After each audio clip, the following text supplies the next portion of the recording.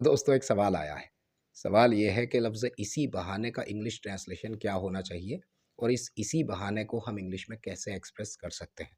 दूसरी बात ये भी है कि क्या ऑन द प्रिटेक्स्ट ऑफ इसी बहाने की जगह लग सकता है। तो छोटा सा जवाब ये है कि बिल्कुल भी नहीं लग सकता है। तो आज की इस छोटी सी वीडियो में जानते हैं कि इसी बहाने को इंग्लिश में कैसे एक्सप्रेस करें। हमेशा की तरह वही एक छोटी सी वीडियो, बल्कि कुछ ज़्यादा छोटी सी वीडियो, और वही एक आखिर तक देखने की गुजारिश। दोस्तों असल बात यह है कि हिंदी उर्दू का ये एक्सप्रेशन इसी बहाने एक्सटेंडेड सेंस में इस्तेमाल हुआ करता है। मतलब जब आप कहते हैं इसी बहाने, तो इसमें कोई भी बहाना शामिल नहीं होता है।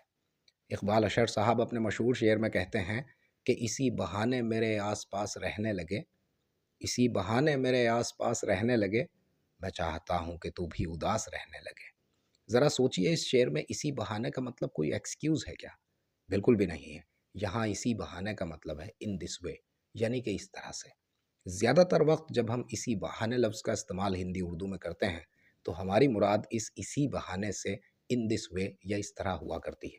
आप यूँ कह सकते हैं कि मैं दिल्ली जा रहा हूँ और इसी बहाने भाई से भी मुलाकात कर लूँगा।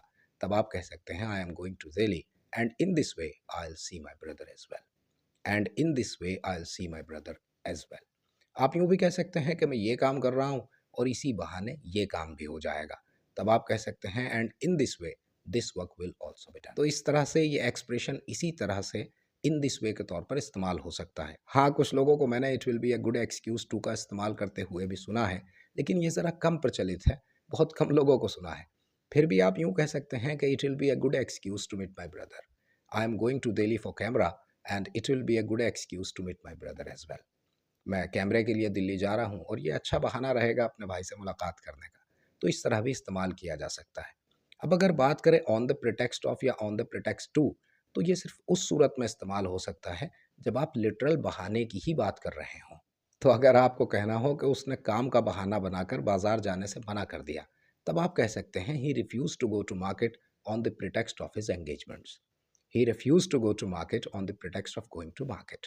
लेकिन जहाँ तक बात इसी बहाने लफ्ज़ की है, वहाँ पर आप सिर्फ इन दिस वे या it will be a good excuse to का ही इस्तेमाल करें, क्योंकि उर्दू हिंदी में ये लिटरली नहीं बल्कि एक्सटेंडेड सेंस के तौर पर इस्तेमाल होता है।